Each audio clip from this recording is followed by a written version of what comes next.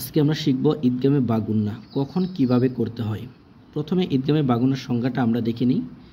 ঈদগামে বা গুন্নার সংজ্ঞা: নুনে সাকিন বা তানবিনের বামে ঈদগামে বা গুন্নার চারটা হরফ ইয়া, মিম, ওয়াও, নুন। এই চার হরফ থেকে যদি কোনো একটা হরফ আসে, কিসের বামে? নুনে সাকিন বা তানবিনের বামে। নুনে সাকিন বা তানবিনের বামে ঈদগামের চারটা হরফ থেকে ইয়া, মিম, ওয়াও, নুন। এই চার হরফ থেকে যদি কোনো একটা হরফ আসে, ওই হরফকে তাসদিদ দিয়া গুন্নার সহিত মিলিয়ে পড়তে হয়, গুন্নার সহিত পড়তে হয়। এই জায়গাটাতে এখন আমরা পড়ি। দেখেন, নুনের উপর কি আছে? সাকিন। এই যে নুনের সাকিন, এই নুন সাকিনের বামে কি আছে? ইয়া। এই যে বলা আছে সংজ্ঞায়, নুন সাকিন বা তানবিনের বামে, এই জায়গায় যে নুনে সাকিন, নুন সাকিনের বামে ইয়া, ইয়ার উপরে তাসদিদ, ওই হরফকে তাসদিদ দিয়া গুন্নার সহিত পড়তে হয়। তাহলে ইয়ার উপরে তাসদিদ আছে, হ্যাঁ। তাহলে এই জায়গায় কি হবে? মিমিয়া জবর মাই, এইভাবে, হ্যাঁ। তারপরে সানা তাই, সিনের উপরে সিন জবর সানুন জবর না, সানা তাইয়া দুই জবর তাই, তার উপরে দুইটা জবর। এই দুইটা জবর এই ইয়ার সাথে কি করতে হবে? ঈদগামে বা গুন্না করে পড়তে হবে। এই যে সংজ্ঞায় বলা আছে, তানবিনের বামে ঈদগামে বা গুন্নার ওই চার হরফ থেকে ইয়া, মিম, ওয়া, নুন, ওই চারটা হরফের যে কোনো একটা হরফ আসলে, তাহলে তানবিনের বামে দেখেন ইয়া, ইয়ার উপরে তাসদিদ, ওই যে ওই হরফকে তাসদিদ দিয়া গুন্নার সহিত কি করতে হয়? পড়তে হয়। তাহলে তানবিনের বামে ইয়া, ইয়ার উপরে তাসদিদ, সানাতাই,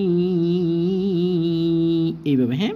এইখানে নুন সাকিনের বামে মিম, নুন সাকিন বা তানবিনের বামে, এই যে নুন সাকিনের বামে মিম, মিমের উপর তাসদিদ, মিম মিসলিহি কাসয়্যিবিম, বার্নিসের দুইটা যে তানবিন, তানবিনের পরে মিম, তানবিনের পরে মিম, মিমের উপর তাসদিদ, কাসয়্যিবিম মিনাস সামাই। এই জায়গায় নুন সাকিনের পরে ওয়াও, নুন সাকিনের পরে ওয়াও, ওয়াও কিসের হরফ? ওয়াও হচ্ছে ঈদগামে বা গুন্নার হরফ। তাহলে মিম ওয়াজের মিউ, এভাবে, হ্যাঁ। জুলুমাতুই, তার উপর দুইটা পেশ তানবিন, তানবিনের পরে ওয়াও, ওয়াওর উপরে তাসদিদ, ওয়াও হচ্ছে ঈদগামে বা গুন্নার হরফ। তুই, এইভাবে, হ্যাঁ। জুলুমাতুই, ঈদগামে বা গুন্না। এই জায়গায় নুনের উপর কি আছে? সাকিন। ওই যে বলা আছে সংজ্ঞায়, নুন সাকিন বা তানবিনের বামে, এই যে নুন সাকিনের বামে নুন, নুন তো ঈদগামে বা গুন্নার হরফ, তাই না?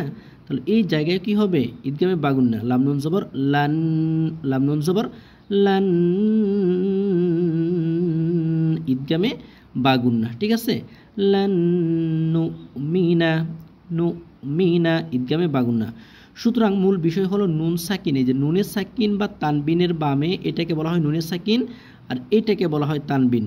এটাকে বলা হয় নুনের সাকিন, আর এটাকে বলা হয় তানবিন। দুই জবর, ঠিক আছে, দুই জবর, দুই জের, দুই পেশকে বলা হয় তানবিন। এই যে দুইটা জবর, দুইটা জের, আর এই জায়গায় দুইটা পেশ, এটাকে বলা হয় কি? তানবিন। তাহলে এই নুন সাকিন আর এই যে তানবিন, মানে দুই জবর, দুই জের, দুই পেশ, এটার পরে যখন ঈদগামে বা গুন্নার চারটা হরফের যে কোনো একটা হরফ আসবে, ওই হরফকে কি করতে হবে? তাসদিদ দিয়া গুন্নার সহিত মিলিয়ে পড়তে হবে। ঈদগামে বা গুন্নার চারটা হরফ ইয়া, মিম, ওয়াও, নুন, ইয়া, মিম, ওয়াও, নুন, এই চার হরফ, ঠিক আছে। সুতরাং নুন সাকিন আর তানবিনের বামে যখন এই চারটা হরফ আসবে, তখন এই হরফগুলারে তাসদিদ দিয়া গুন্নার সহিত মিলিয়ে পড়তে হবে। আজকের মতো এ পর্যন্তই। আসসালামু আলাইকুম ওয়া রাহমাতুল্লাহি ওয়া বারাকাতুহু।